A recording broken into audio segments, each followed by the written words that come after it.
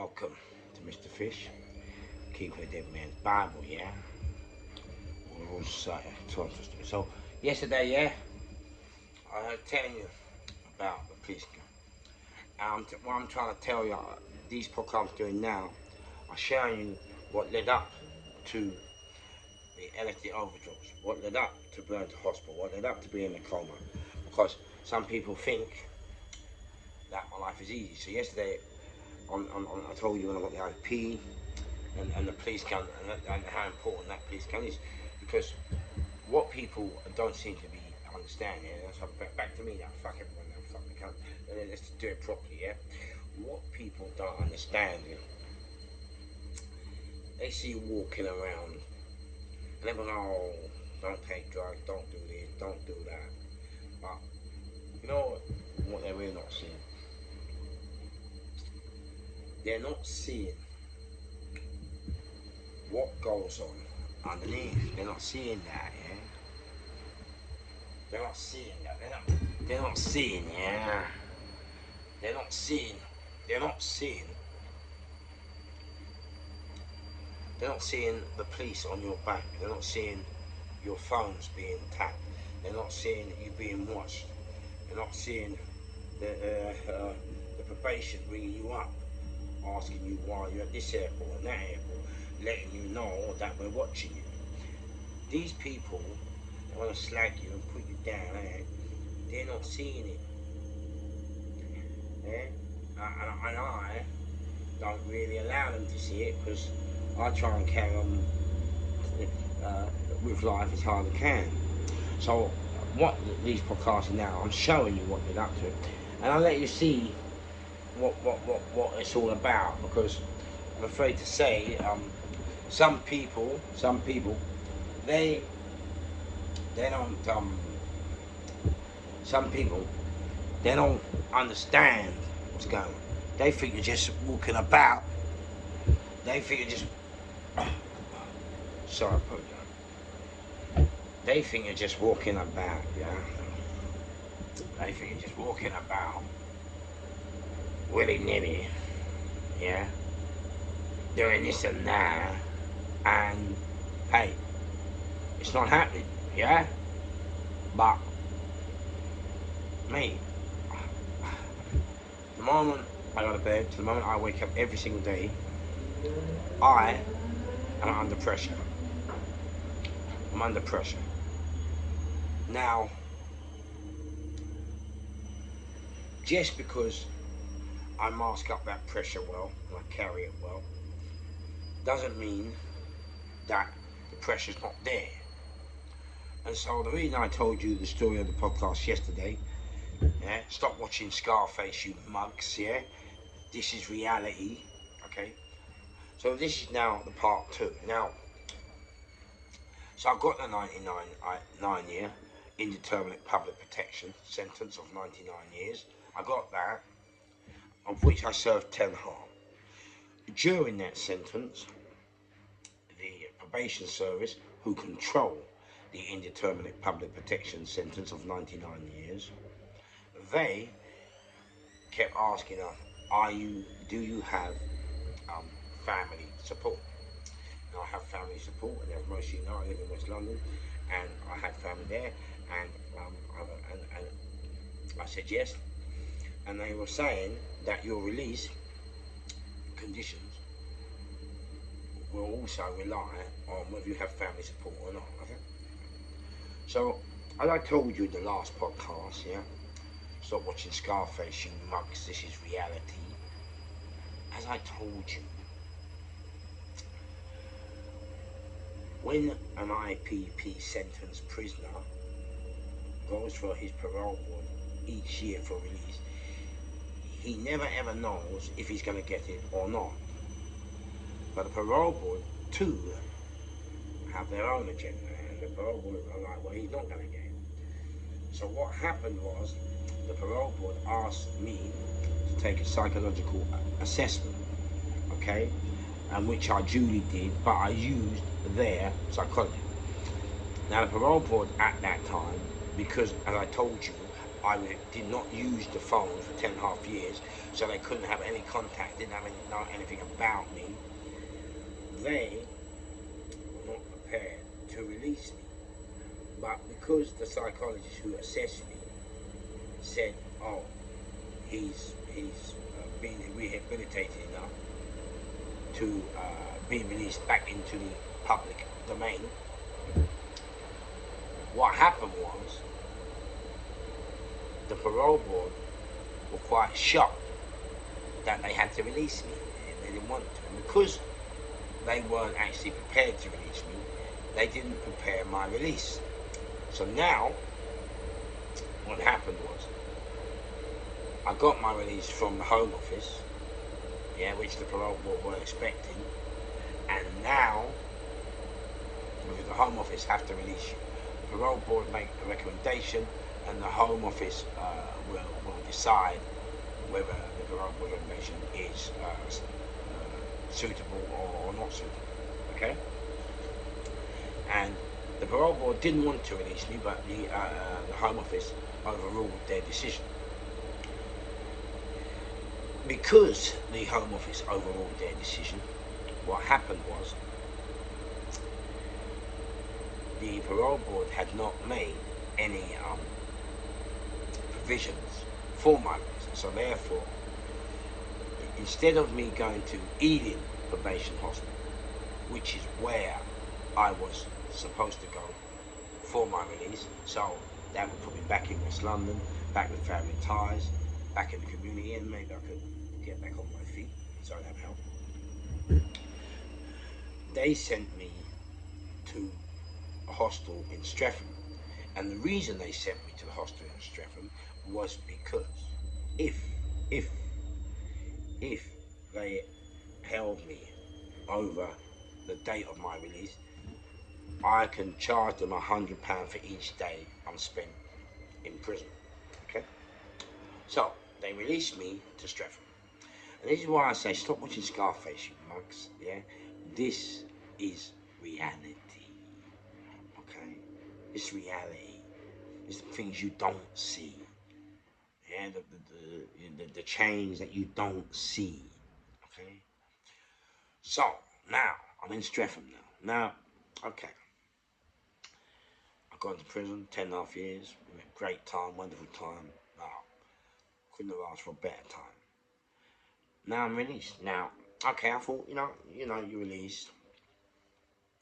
You've done good and bad. So you try and turn your life around. You try. At least try. There's no point coming out doing 10.5 years and not trying to turn your life around. Also, what you have to realise in that 10.5 years was I done a BTEC National Diploma in radio production, and for which I got I think six distinctions and 4 merit or something like that. I played for the A&S Municipalities, the fair. We've done numerous of things. Tried to educate myself. Now, when I got released to Streatham Hospital, I made a point, I promised I wouldn't be taking drugs again. That's it. I thought, all right, look, I've had that life, I've lived that life. Let's get away from that life and use my knowledge and what I've gained to help other people to stop making the same mistakes as myself. So when I got to Streatham, and I told you in another podcast, one black guy came up to me and he said to me, "Are you gay?" And I said yes. Now I thought, well, here we go, we're getting ready for war, It's cool, no big deal. That's life, isn't it? So Crash, I said, yeah. And he said, oh, I'm gay as well. And so we ended up doing what we had to do, to enjoy our lives, you know what I'm saying? So Crash, Next day, I'm in the hostel. Now, Barry O'Connell, who who runs the State of Mind gym. And as I love Barry O'Connell, that man has helped me so much, more than my own family. Yeah, more than my own family. Yeah, that's what I say. When people tell you about family, blood is thicker than water. Mate, it's not. It really is not. Please believe me. Please believe me. It's not. It's not. I don't mind. Don't want me. But if you see me, sometimes every man will hit the bottom, man, and the pressures of life will get to him, and you know. But the greatest thing about hitting rock bottom, the greatest thing about walking under all these pressures and the likes, is that you're bounced back again, just as I'm bouncing back now. And I'm back, you know. I'm on that one. I don't care no more. I don't care. I don't care. So I'm back. That's it. I'm under the banner. Who cares? That's it. I'm back now. I die tomorrow. So what? Someone shoots me. So what? I'm there now. I don't care. You know. It's a crash. I was in the hostel, and I tried. You know. I was going to Barry. I was training the professional. I think that Barry was doing the professional boxers there, training them and giving them a hard time. Absolute lunatic. That's why I'm called Psychopaths Anonymous Training. They will tell you. Them pro boxers in that State of Mind gym will tell you Mr. Fish is off his when it comes to training. Gladiator training. That's what I'm about. So anyway, now in order to go to work for Barry, and Barry, this is what people know. Barry O'Connell gave me a chance in life, thinking no one else won't touch you when you've been involved with firearms and guns. No one else won't hit, but Barry gave me that opportunity. Barry gave me that chance, you know. And so, not wanting to let Barry down and enjoying the opportunity and the chance he gave me, I was getting up at 5 o'clock every morning in the hostel, leaving when the doors were unlocked at 6, going up Streatham, the hills, you know the hills of Streatham, really? Some good hills on. And then I was going to the football pitch in Streatham and doing the body circuit, running home and a shower. Now, I've been in prison for 10.5 years, so I don't know, yeah? I don't know that Westfield, which is the biggest shopping centre in Europe, in Shepherd Bush, had been built, okay? This was still unbeknown to me. It's a crash, yeah, how's your father? I was taking a bus from Streatham to Brixton, yeah, to a train from the underground in Brixton to Hammersmith, and then a bus from Hammersmith to the State of Mind gym. This was taking me 2 hours. Now you have to remember, the most silliest things that people don't understand is that take for granted. I've now become so. Number one, in prison you don't walk up curbs. You don't. Okay. You don't navigate traffic lights. You don't navigate trains, maps. You don't do nothing. So now, on your release, all these things now come into play. You have to switch on. You have to all your senses that you had before you went to prison, and they've now been switched off and unused. All have to come on all now at the same time. It's mad. Everything coming through at once. Okay. So I'm saying, stop watching Scarface, you monks. Yeah. This is reality. Yeah. Opening letters, shutting letters. Yeah? I still don't open letters today. There's something about it. I just can't do it. Oh, why not? Alright, it's called a mental illness. It's still mental, so what? That's what people don't understand. The reality, the pressures. And so I was going to work each day. It take me 2 hours. What you also have to understand is crash, you know. In those 2 hours, yeah, I was also had to get back home for a 6 o'clock in the evening curfew. So if I didn't get back to the hostel by 6 p.m. each night, I would instantly be recalled back to prison. So I am under pressure every day. Every day I'm under pressure. I'm carrying it well. I'm going out in the mornings and training to do. Now, I'm quite lucky in a sense of to do what I have to do, you have to be alone. You can't. I keep trying to get people, stop watching Scarface, you mugs. This is reality. Okay. Now you have to live on your own. You can't love nothing, buy nothing, have. There are three very important things that you have to understand. You cannot have when you play this game, because if you have family, then you won't do what you have to do. Two, if you have family, maybe you will do what you have to do, but then someone will come back and hurt your family. So you always try and keep your family over there. You also try and keep your friends over there. You don't want to bring your friends into a game which can get them or their families hurt. Okay? So, you know, it's a very lonely and cold place. But what is, people don't really know that side of things because we hide it well. We hide it well. We use the drugs to mask up the pain, the hurt, and we hide it.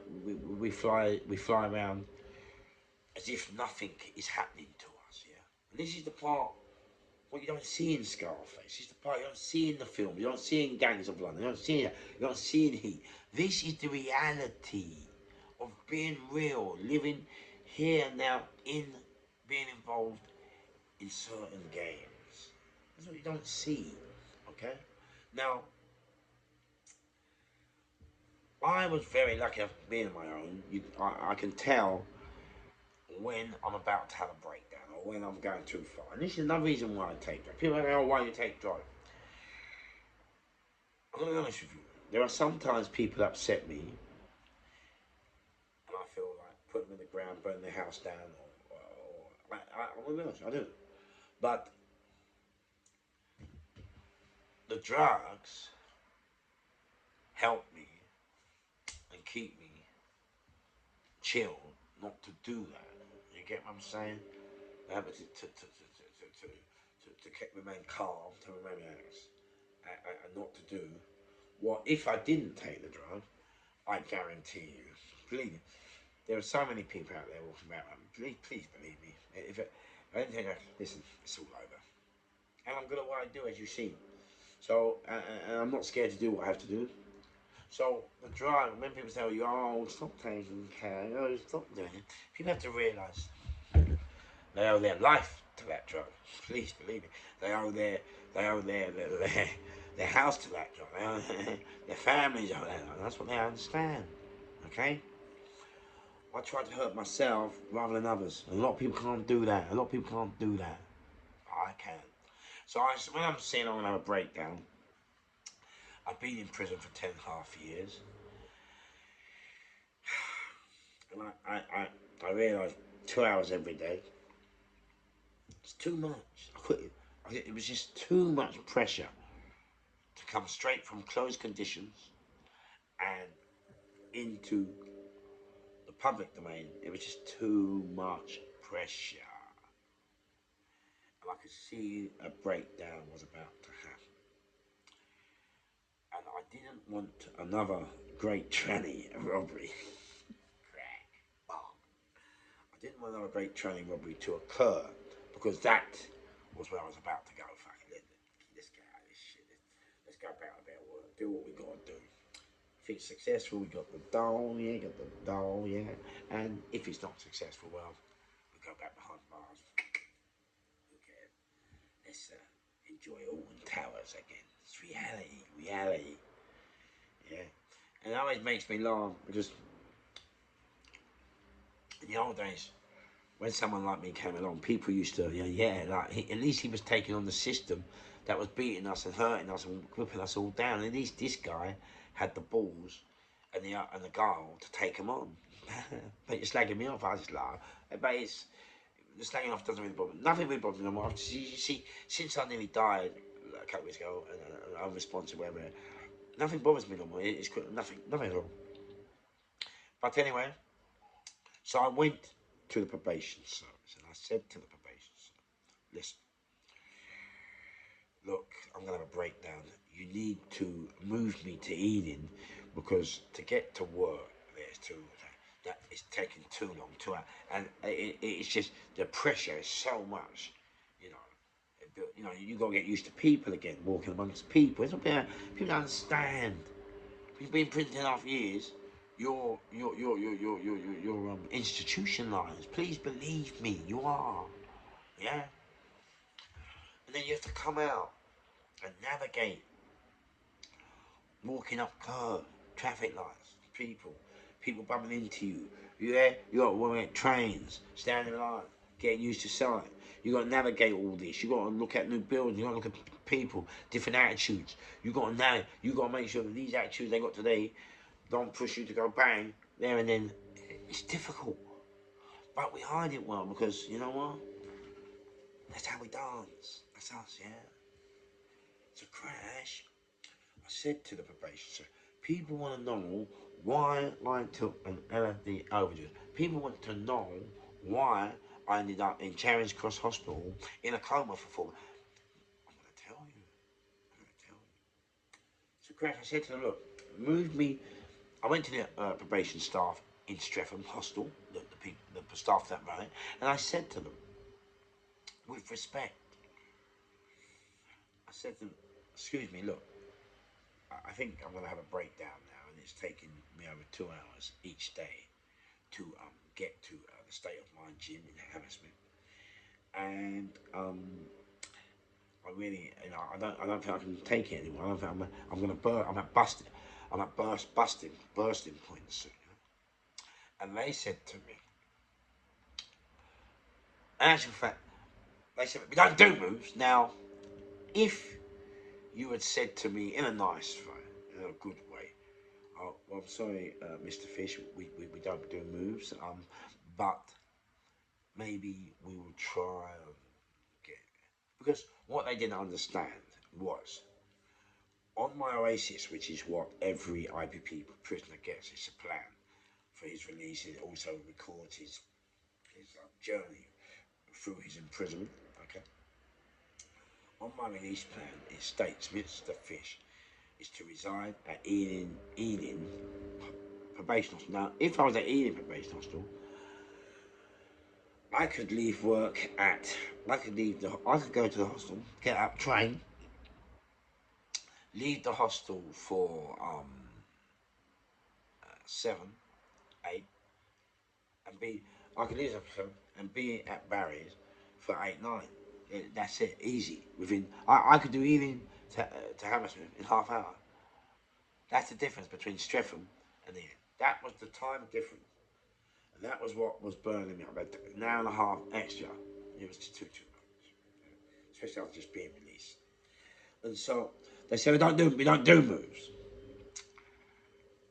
Now, you see, it's like when people laugh at me and judge me, they don't understand anything, the battles that I've had to face just to be in front of this podcast today. People don't understand the battles. Now, any other prisoner would have crumbled. Yeah, remember I told you, I'm an IPP. I'm a 99-year indeterminate, yeah, public protection sentence prisoner. Now, any other 99-year indeterminate public protection prisoner would have most probably shit himself at that sentence and all right, well, let's just drop it. So I'm not on that bus, yeah. So I said, okay, do me a favour, yeah. Recall me back to prison, and that was the next problem. Yeah, as I'm telling you, stop watching Scarface, stop watching it. Just listen and try and work it out what I'm saying. Yeah, because this is reality. This isn't. You don't make a film and cut it when it goes wrong and put another bit and edit it, and it doesn't work like that. This is real life. It's real life, yeah. It's a crash. I now, like any other prisoner would have shit himself. I'm like, okay. So I asked them to recall me back to prison, and they said to me, "You haven't done nothing for us to recall you back to prison, Mr. Fierce." Yeah? So I said, all right, sweet, not an issue. weight there. And this is why we're called London's craziest gangster. But gangster is in the name. Gangster, please believe me. Gangster, yeah? That's what I mean. You're getting all confused. I'm unconfusing you now. I'm showing you the side you don't see. Yeah? Okay. Here's gangster, yeah? So they said, oh, you haven't done that. Now I have a choice. I've got two choices. One, I get the guns out, let's go, and let's go back and do another robbery, put the public at risk, put people at risk, maybe shoot someone if it goes wrong. That's it. Or hurt myself, and at least then the damage isn't too bad, but at least then I haven't hurt anyone in the public, I haven't hurt anyone's wives, anyone's children, and I haven't hurt anyone's dad or uncle, all right, or that was it, okay? So what I went and done, and this is what I talk about drugs. I was clean at this point. I wasn't taking drugs at this point. But sometimes drugs has helped me get to where I need to go. So I can't, but you don't see that. You don't just see the sniffing. You know, you don't see that drugs has taken me where I've got to go. Like it did once again in this position. Now, I went and got a gram of cocaine, okay? And I knocked on the probation office door in Streatham. The staff said, oh, hello, come in. Who is it? I said, oh, it's Mr. Fish. I said, oh, hi, Mr. Fish. What can we do for you? I said, well, I'll tell you what.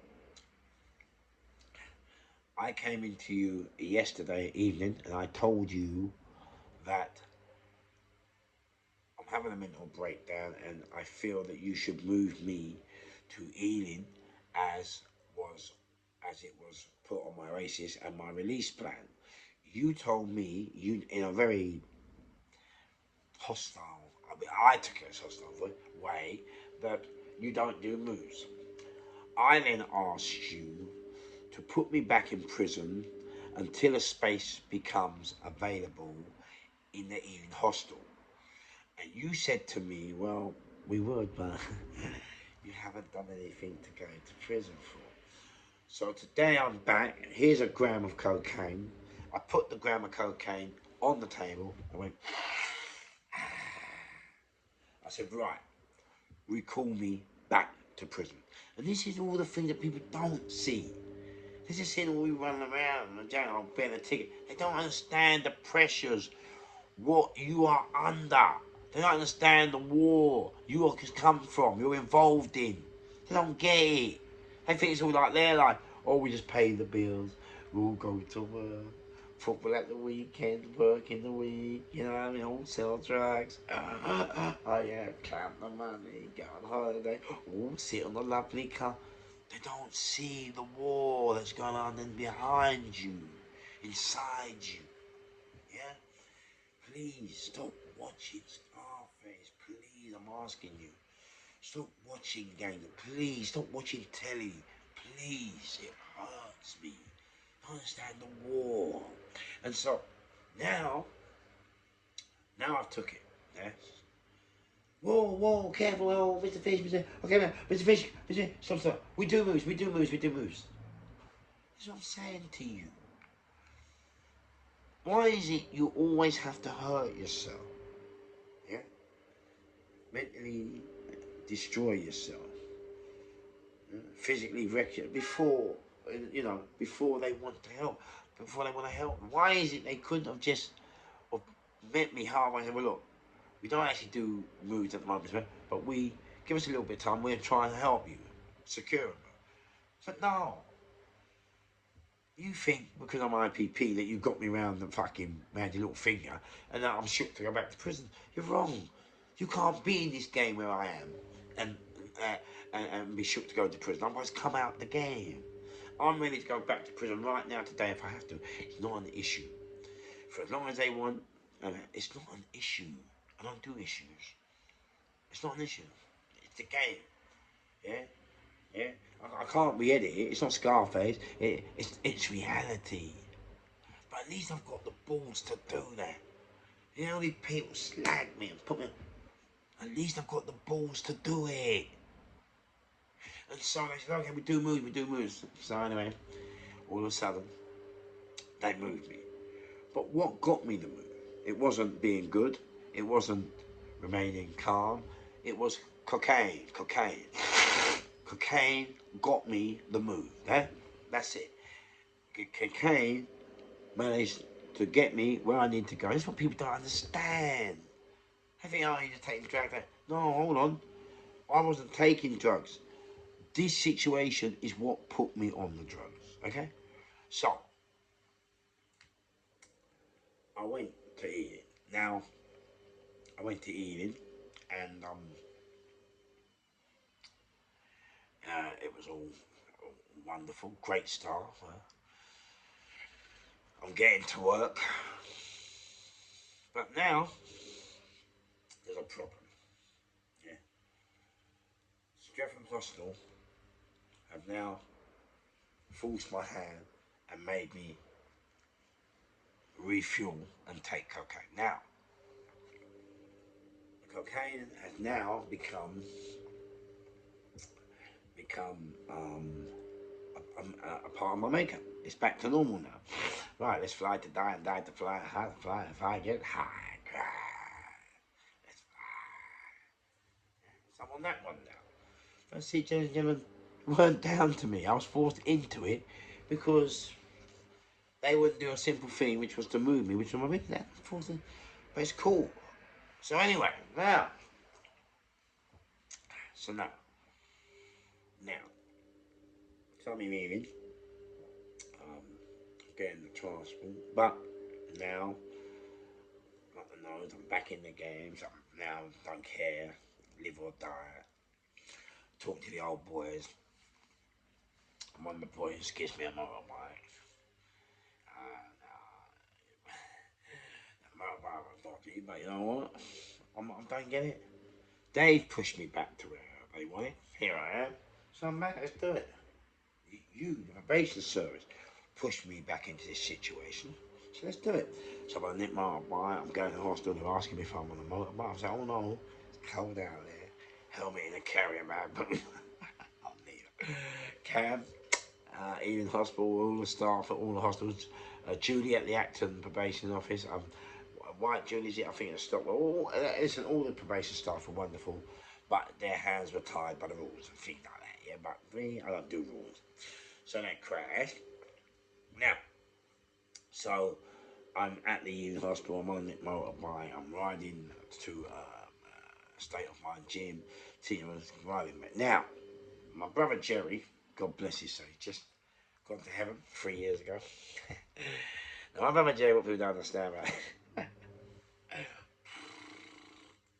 what people don't understand about my brother Jerry is, you know, remember growing up gay, it was very taboo. Um, you know, in the old days, you remember coming from a deep religious and righteous African background family, but the problem was being in a public school. But sometimes you have to rebel, don't you? You know, you rebel against certain family traditions, and you rebel against your dad, and every time he punishes you, you rebel even more. That's just life, yeah. And so Jerry, God bless you, see Jerry, yeah. See Joe, I love my brother. See my man. There's a part missing on me now. I'm not a lie. A part of me is missing, yeah, but it's cool. I'm there soon. I thought I was there a couple of weeks ago, but hey, God sent me back again. But yeah, man, Jerry, man. Jerry he was in the same business as me, but he just took it, man. He took it well, and he remained a good boy, you know. But he always warned me.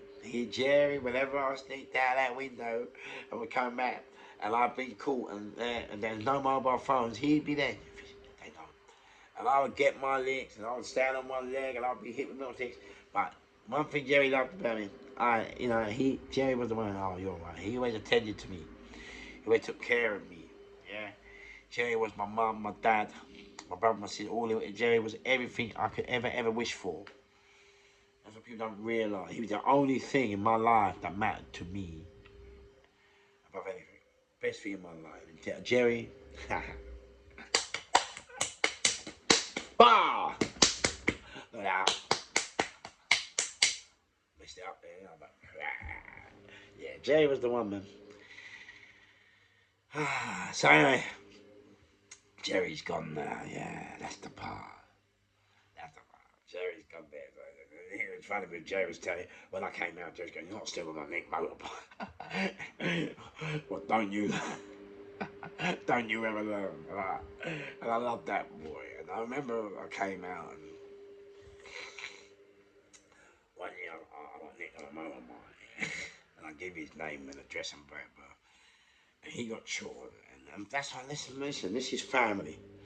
Not like what we got now. You got people pretending to be your family, but they're not your family. You know what I'm saying? They're not. They're fake. They're fake. Fake. I hate fake, man. Oh, I despise fake. This is family. And Jerry went to court, yeah. He's a Jerry. Jerry was a G. Yeah, he went to court, yeah. And he ran me, he said, here's the fish. I said, yeah. He said, have you been, did you get stopped by the police on traffic? What was traffic like? I said, yeah. He said, did you give my name again? Yeah, sometimes, yeah. Yeah, sometimes you have to give it. So I said, yeah, I think I did. He went, well, can you fucking tell me next time I'm at a go could he? He was trying to tell them, and the police definitely weren't him. But you know how the police are. That's what I'm saying with people. They don't understand where we come from, the pressures we have. He was telling the police it weren't him. He had an alibi for where he was, and they still tried to take him. That's how they were with black people. That's why when I'm calling her a monkey, you need to understand. Yeah? We come through black issues. We don't need other black people hurting black people. Fuck off. Okay? Because it ain't happening where I live. And if you think all scared of the word monkey, then you know, so be it. But I'm real, I don't care. But while you're there sitting there eating whatever you're eating, I'm out there taking on the system to make it better for you and your families. That's why I don't care. Yeah, we heard. So they still took him to court, poor boy. Huh? He had his own family. Yeah. Some silly little smile. Well, you shouldn't have given your address to some mugs. Fuck off. Fuck off. And he said, well, next time, can you please tell? He said, Jerry was a G. He was a G. He was a Don. Strong as a Don. He's a, But anyway, crash on your phone. So I'm going to nick my motorbike. Now, this is what I'm trying to tell you. Yeah? Stop watching Scarface. Stop watching Gangster. Stop watching all these heat. Stop watching all this shit on the telly.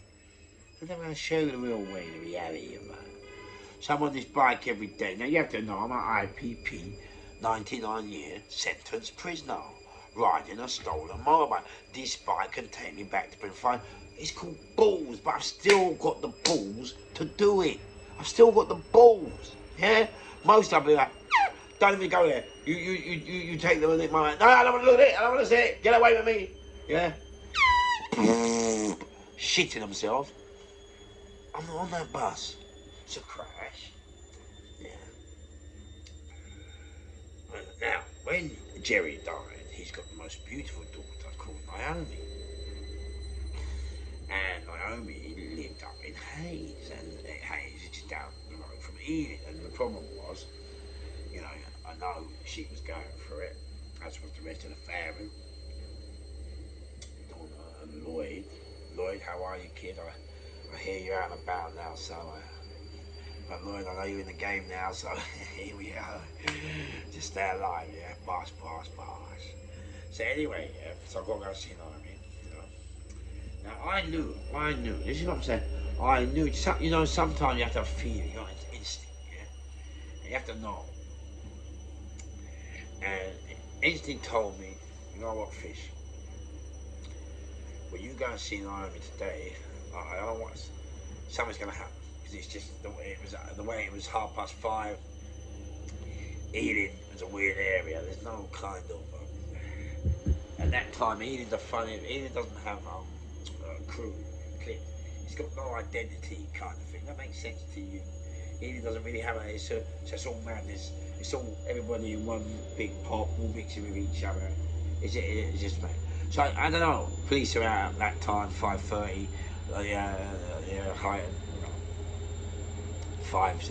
They heighten their patrols. You know, they want to be seen more. You know, as a deterrent. So I just knew something was going to happen. So anyway, I went to see her because you know what?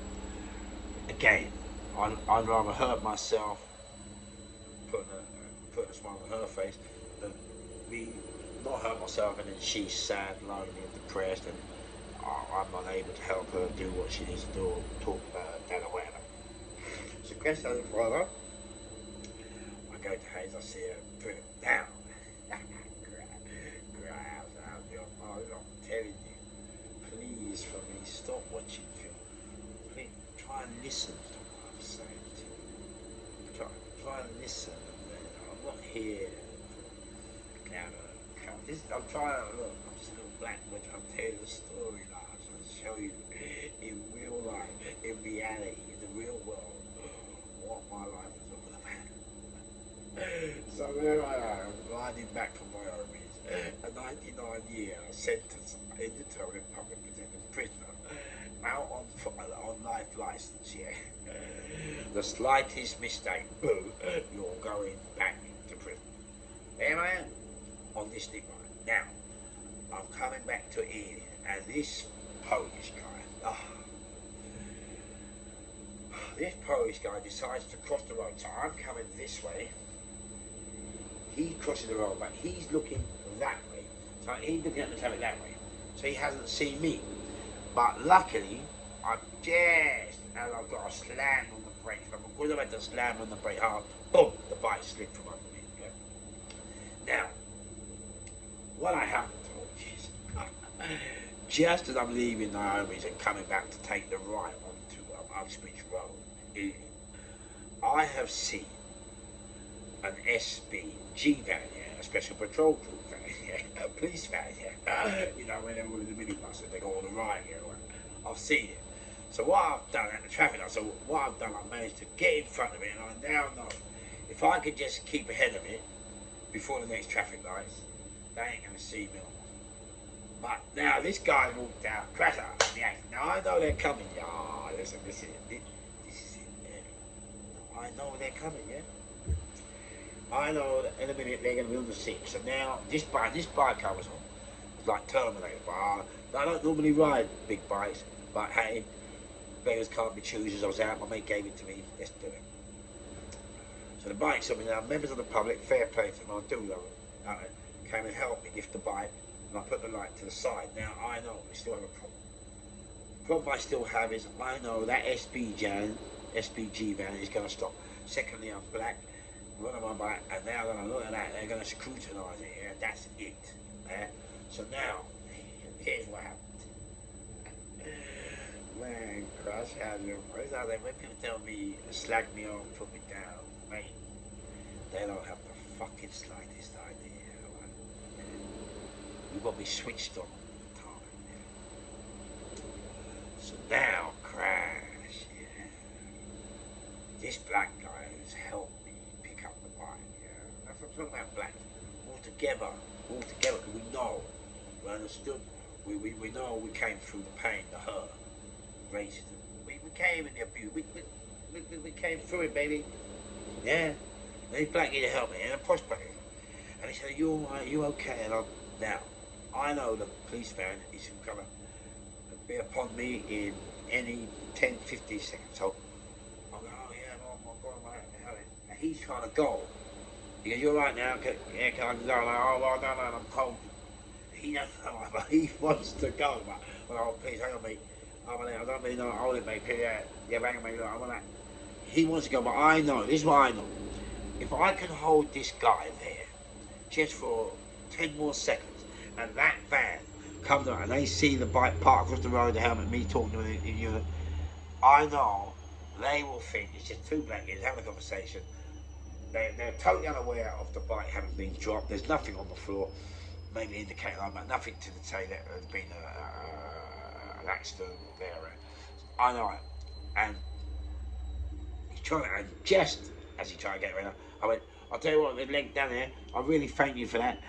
Mate, honestly, if you hadn't been there, I swear to you, I don't know what I would have done. I mean, mate, I'll tell you, and the police can come, slow down. I think I might have slowed down, looking out the window, looking at the bike, looking at me, looking at him, and they drove past. Wow, wow, I'm telling you, wow, wow, wow. Wow. Look at the eyes, don't lie. Listen, I nearly touched the bars. I nearly tapped them. Listen, if they had stopped, if they had steered that bike, that was it, I was over. Sometimes I tell people, people don't realise what's going on every day. They just see you sniffing, come around, you just laugh and joke and go back to the hole. They don't understand the pressure. Some of the pressures that we take are pressures that would, under any normal circumstances, and anybody else, these are pressures that would destroy people, tear people apart, people, lead them to national breakdowns, to which I had the other day. And so this, I got back to the hostel. Now, remember now, this whole podcast and the one before, Don't Watch Scarface, It's Reality. This is all about what led up to me taking an LSD, what led up to me on being in a coma, stop breathing twice. This is stop breathing twice, whatever. This is what people don't realise, the build up, what I'm carrying every single day. And so I got back to the hospital. Now, so I'm at the hospital, I'm working at the State of Mind with Barry O'Connor and the boys, the boxing boys. Hello all the boys from State of Mind and girls. Love you all. And Gareth, you dickhead. So what is, yeah, now it's time for me. So I've been on a 6 o'clock curfew all year, and now it's time for me to be released back into the wild, into the public domain. So now I've got to find somewhere to live. These are the things that people don't understand. These are the problems. So now I go to a probation office in Hammersmith and Fulham.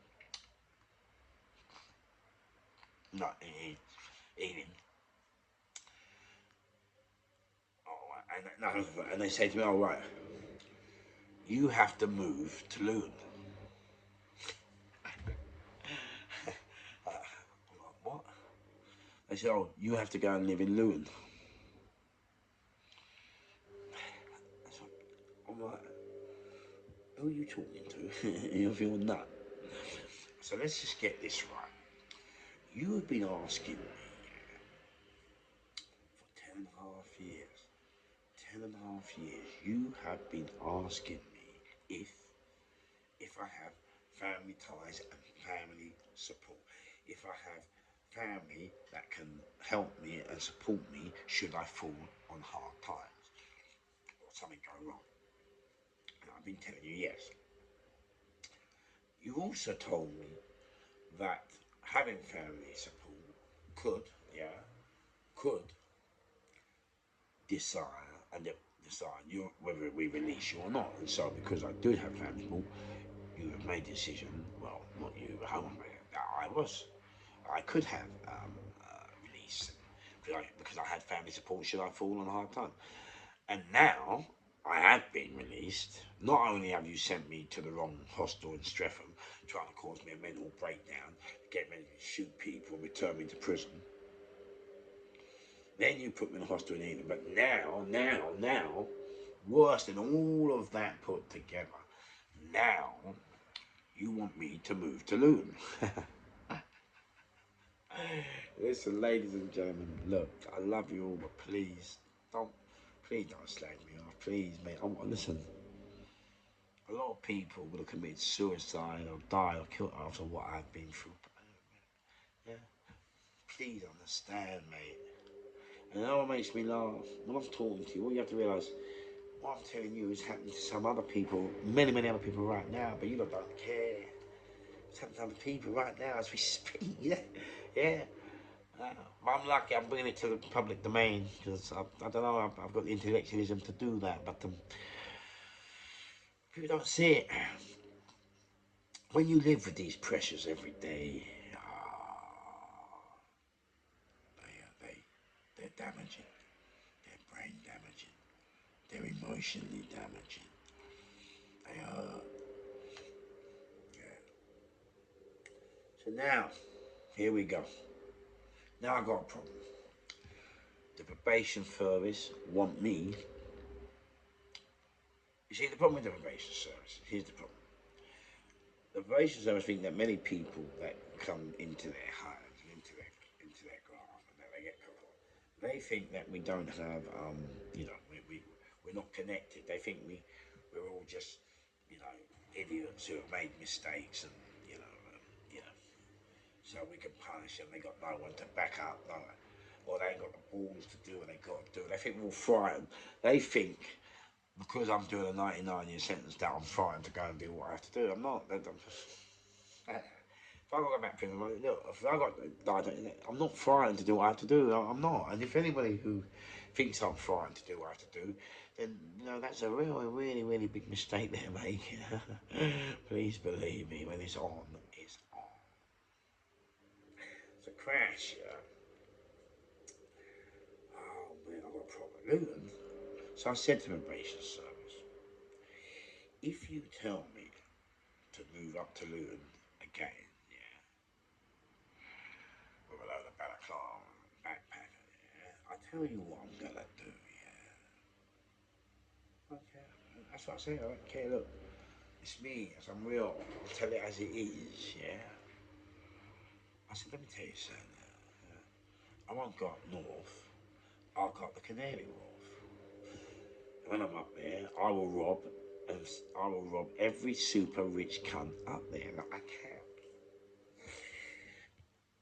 And when I've robbed all these super rich cunts of everything they got, and now because they're skint, they've lost all their money because of me, because I've stolen it, and now they have to sell their property to regain some collateral back. The money I stole off them, I will use to buy the property off them that they now have to sell. Everybody was, oh, you can't say that, you can't say that. I said, don't tell me I can't say that. And don't tell me I've got to move up north. Crap. Please stop watching Scarface. Please stop watching Scarface, you mugs. Mugs. This is reality. Reality. Yeah, the real thing, the real deal, the real life. Fact, not fiction. And so, I'm lucky. I'm very lucky because I've got, you see, the term gangster is given to us by other people. Big Ego Productions. And how are you? Big Ego Productions, my first person who first interviewed me on YouTube and got me, he introduced me as the gangster. I've never called myself a gangster. No, would never call myself a gangster. I've always seen myself as a soldier, never as a gangster. A soldier of the light, not the dark. Never as a gangster, but he introduced me, we kept the term, and here we go. When I always say people, London's craziest gangster, I always say to people, they spelled wanker wrong, but that's not my fault. Okay. Don't bother me. So crash out your father. I've had to go to my pals, yeah. Now my pals are like you. Hard, decent, hard working people. Some of them are criminals, but that's cool. But a lot of most of them, we need people like you. So I go to my pal, Mr. Benson, how are you, kid? Mr. Benson, how are you? So I go to my pal. I say to my pal, listen, son. Oh, look, I need a place to live. So he says, pal says to me, Mr. Benson says to me, all right, don't worry, leave it a minute, I'll have a look around for you. That's why I love my pals. My pals make my family look like I walk around a park. My pals are my family, because you know what? I love them. I couldn't do anything without my pals. Pals are the real family. They don't just look at you like an idiot, like fake, just fake attitude. I hate fakeness. There's nothing more hurtful than fake people. I think fake people are the lowest form of life that you can get. That's the honest truth. I do. So Chris, how's your father? So Mr. Benson, he goes to his pal. Boss. And his pal, very nice man, Mr. H. How are you, sir? I love Mr. H. This is what I love about these people. See, Mr. Benson, Mr. H, hard working, decent people. But you know what? There's something about they haven't forgotten life. You know the story of life. You understand? They appreciate good people, bad people. But not bad people. They don't like people that hurt. But when you get a good to just, they just appreciate crazy fucking people that are ready to go and do what they have to do if they do. Because you have to remember when I'm talking to you about a lot of these things. Yeah, what you must remember. Maybe you watching this would love to be able to do it, but can't do it because you've got too much to do. Maybe you want to do it, but don't know how to do it. Maybe you want to do it, but haven't got the balls to. There are many, many people that love to be able to have my attitude, or suffering because they don't have my attitude, and now suffering mental illness or hurt or in prison for that because they don't have the attitude that I have. This attitude is a massive attitude. An attitude can either make you or break you. But even as a person with this attitude can suddenly one day hit the block, hit the floor like I did last week. It's life. But I'm bouncing back now. I'm back now. I'm happy. I'm back. Yeah, I'm on it now. I'm back. So they cried. Mr. H. And Mr. Benson means Mr. H. And Mr. H says, he says to Mr. Benson, is he fussy? Now, I'm not trying to be funny to you, yeah, but I've just done 10.5 years in prison. Yeah, single cell, double £7 single cell. I spent 3.5, 4 months down the blocks, down the segregation units, isolated from people. Yeah, I've had cells with cockroaches, rats running outside.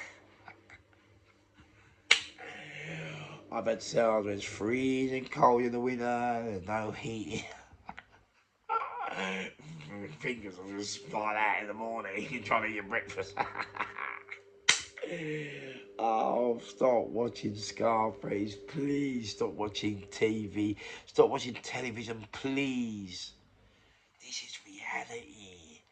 This is what you don't see, what they can't show you, what the producers can't show you, what the film directors can't show you. You can get all the other villains, but they haven't got this panache, class, style. They can't tell you about the hurt and the pain and the sadness. Yeah. So Mr. Benson says to me, Fish, are you fussy, mate? I said, Mr. Benson, I'll take whatever. I've lived in the south for 10.5 years. So Mr. H says, right, we got a place for him. So Mr. H directs me. So Mr. H gets me a place in Kensington, Chelsea. So Mr. Benson takes me to this. I know Mr. Benson takes me to Mr. H. I meet Mr. H. Mr. H takes me to the flat. And when I come to this flat, yeah, I'm not trying to be funny, but when I come to this flat, now here we go. My nose is running now. No other reason than the fact that I suppose I've stopped sniffing. It's smoke from that time. My nose is blocked. Then everyone go, oh, he's on cocaine. No, I've taken cocaine now for 2 days. So today is behave to start. I promised my mum Sandy. So here we go, enjoy it. At least I'm starting, yeah. So Crash, how's your father, yeah? Mr. H, I meet Mr. H and he brings me into my flat in Lambert Grove. He says, but there's nothing in it. Nothing in this flat. It's tight. This flat has grey walls down it, no floor, no colour, nothing. Obviously, no one's lived in this flat because when you see this flat, and it's a quirky flat, I want to show you this flat, yeah. See this flat, yeah. Oh, man. The bed's built in the walls, a mezzanine. But no one lived here. You wouldn't want to live here. You have to be quirky to live here. You know what I'm saying? It's one of them flats. Studio. It's all in one, but it is absolute class. Yeah. Now, here's the plan. It's what people don't understand. Stop watching movies, yeah. So now, yeah, crash, yeah. Remember, when I committed the Great Tranny robbery, that was in Kensington and Chelsea Town Hall. So on my license conditions, so when you are released on an IP, when you are released on a 99-year indeterminate public protection sentence, you are also released on what is called a life license. And on that life license are conditions that if you break those conditions, you will be sent straight back to jail. And one of the conditions on my life license is not to re-enter the premises of Kensington and Chelsea Town Hall. So Crash, Mr. H, gets me a property in Kensington and Chelsea. Now, I have to go back to probation, and I say to probation, right, I've got a flat. I said, where'd you get a flat from? Where, how, where? You see, the problem with probation is, they want you to have to rely on them for everything. But then when you try to rely on them for everything, they give you nothing. So it's all fruitless, a total, utter waste of time. So then you do what you have to do. And so they said, where's your flat? Where's your flat? Where? I said, the criminal underworld. Where else? And they said, you can't do that. You can't do that. I said, look, stop. I'm not going to be homeless because of you. And I'm not going to starve because of you. Come on, man. Yeah? Like, you can't have it always. And so, I got my flat. But now, here's the next problem. So now, I got to go back to probation and say, look, I have a problem with the license. And they said, well, what's wrong with the license, Mr. Fish? And I said, well, the problem with the license is crash, yeah. The license says I am not supposed to enter the premises of Kensington and Chelsea Town Hall. But I have to go to the premises of Kensington because they have now got to pay my housing benefit. And so in order for them to pay that, I have to go to Kensington. So already, one of the license conditions that they put up, they've already had to revoke. You couldn't make it up, could you? And it's fun, isn't it? And the most funniest thing is, now, you know, please, I beg you to stop watching movies. I beg you to stop watching films. And I beg you to understand what goes with this guy. When you see him walk in the pub, when you see him walking down the street, please understand what goes on with him behind him, what he's come through. Yeah. So now, so I went and robbed Ken and Chelsea, dressed as a woman. The press slaughtered me. I don't care. Okay. Now, 10.5 years later, I went away. I've done 10.5 years for robbing that town hall. I come out, and now they are paying my rent. And I'm supposed to be the loon. You couldn't make it out, would you? Now, you wouldn't see that in Scarface. You wouldn't see that. You wouldn't see that in Gang of London. You wouldn't see that in any other part. Mate, the company I robbed are the same company now who are paying my rent. Couldn't make it out yet. That's what I'm saying. Yeah, come on, man. Please, people, man. Keep it real, man. Keep it real. Please keep it real. Now, it's a crash. So, I get the flat. This is what people don't understand. Remember, this podcast, I'm telling you how I got into the LSD overdose, how I got into the car. I'm telling you. So these are the things that have all happened to me before I broke. That's what people don't understand. Now I've got to go on universal credit. Now this is what I'm trying to tell people.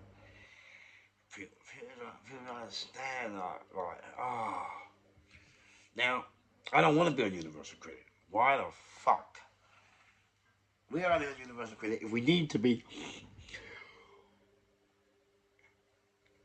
It has to be, yeah. Now, you understand, yeah. You understand. I have a job. My job is security, and I am the best doorman, best security, best minder. Yeah, I used to mind the stars. I've done all the raid, and everyone will tell you, wherever I'm security, they will tell you, Mr. Fish, Mr. Fish is the dog. Yeah.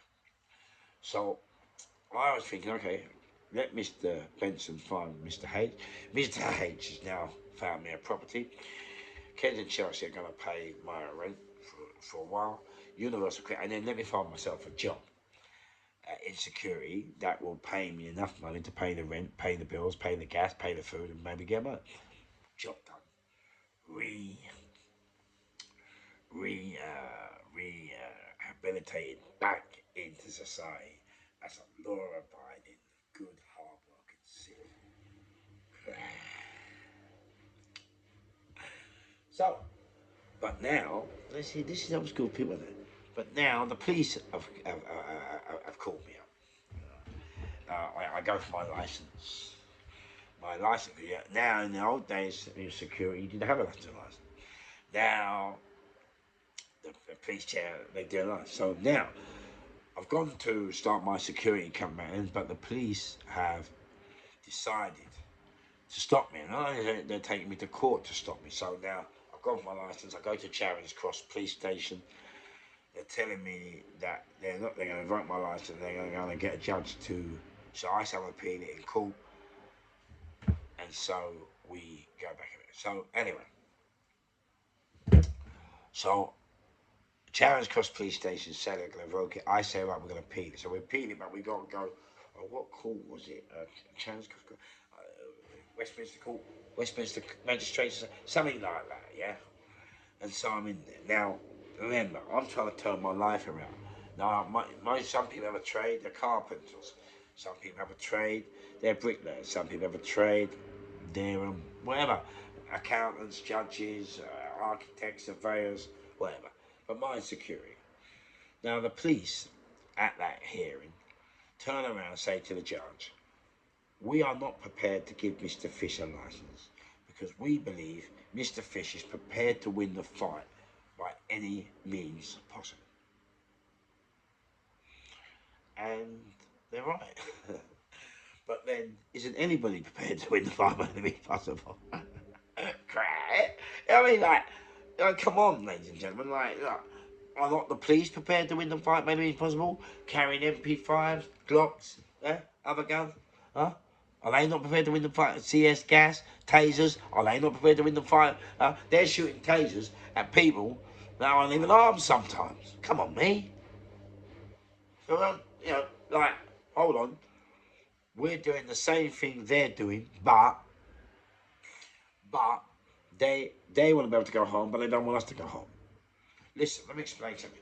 This is what I'm trying to tell you. Please stop watching Scarface. Please stop watching Scarface. You mugs. That isn't to all of you. It's just to some of you who are idiots, who are fools, who don't know. Stop being mugs. Because this is reality. Yeah? Look, I would rather stand before a judge and tell him why I killed a man than a policeman stand before a judge on my behalf and tell him what happened at my murder scene. Okay? Me. I'm going home just like you want to go home. Just like all the public want to go home. So if I have to murder a man before he murders me, so be it. Why should I, yeah, have to stand on a door, have to stand doing security, have to mind someone, and someone come to hurt or shoot us and get killed before police till they go to say, oh, well, that, no way, I'm not on that tip. If I've got to carry to keep myself alive, I am going to carry. If I have to carry to keep my brother alive, I'm going to carry. If I have to carry to keep my friends alive, and that's another thing people can't understand. People want to slag me. Let me tell you, I have gone to prison. I am going to die for my friends. People can't do that. That's why I think people hate me more than anything, is they have not got the balls to do what I got to do for my pals. They can't do it. They ain't got the balls to do it. They can't do it. And then I bet if they got caught, they roll over on grass and do it. But that's how they are. But see this? That's why nothing bothers me. You can't hurt me. This is real. It's the real deal. And people think social comments and all the crap. Oh, bollocks. No, I'm not interested no more. That's one thing. One thing about going on a life support. It teaches you everything's irrelevant. Irrelevant. So now, Crash House your father. You know, yeah, so now I have a problem. Now I've got to go on universal credit. Okay? I've got to go on universal credit because they're forcing me on universal credit because I need to pay the rent. And if I don't pay the rent, then, you know, I'm going to be homeless. Then I'm going to go and get the gun. And then I'm going to go and do what I've got to do. And that's another thing, you know, I find now massive since I come out. It's what people don't understand. They'll look at you like you're mad, you're not, but they don't understand half of the pressure I am under every single day when I wake up. They wonder why I take drugs? Oh, come on, man. You have not one single one, mate. It's alright being in a film. It's alright not having the real authorities on top of you. And you gotta remember, the authorities here are the best authorities in the world. Listen, they can put me down and kill me. They got disinformation machines. They can put me in the paper. They can slag me. They can cut my throat whenever they want. And that's why I'm always trying to be respectful to them and talk highly of them. Because you got to understand the power of them and how they were. And, you know, but, you know, and I hope that they also respect me in the sense of knowing that I would help them and their staff if they were getting hurt in the street and getting stabbed. Mate, I'm not walking by, and so it works both ways. But yeah, you know, and so people gotta understand that this is pressure I have to walk with every single day, every day. Yeah, I don't want to have to go. Someone borrow me this, borrow me that. But I have to. Look, I can go and get a gun and rob you. But you know how many times now since I've been out, people said do this, do that. It's all a load of shit. People living in fantasy realm now. Secondly, too many people are scared of their dreams now. They want you to do this, do that. And then they get the other people. These are the ones I'm going to see. They want you to go and give a guy a slap. But they don't understand. You give a guy a slap. If it goes wrong, then they're going to come to the door. Then they're going to come to your door. They're fucking idiots. They're not understand because it's taking time. They want to, I'm not in it no more. I'm fed up of it. They're not, wake up, you silly cunt.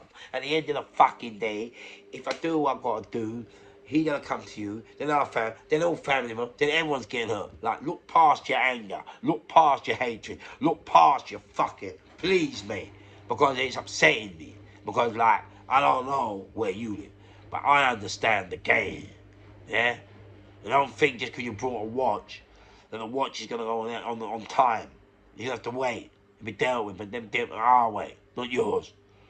Yeah? If you do it your way, then you would have done it yourself. You wouldn't ask me to do it. You understand what I'm saying? That's what I'm saying with these people.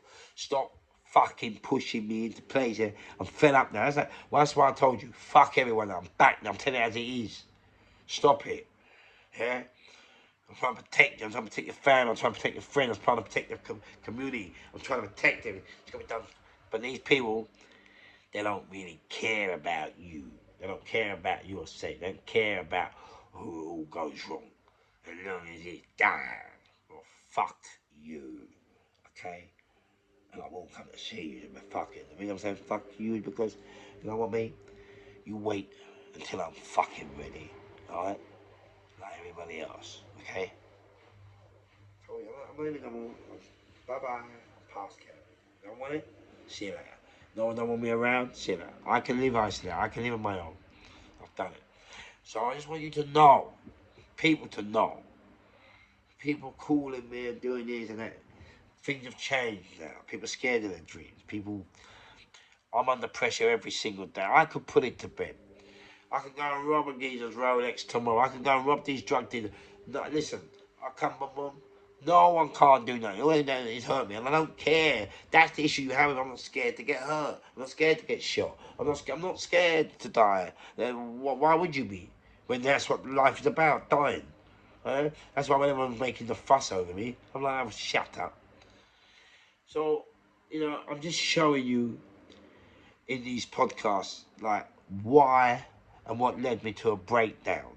And in order to do that, I have to go all the things I'm telling you now. These are all the things that led me to a life support machine, to do days of coma. These are all the things that people don't see, and that's why I'm doing these things. To let you see the reality, to understand the reality, to see the hurt, the pain that I have to live with and more. But don't understand it. Don't get me wrong, I'm not complaining. That's the secret. I'm not. Because, you know what?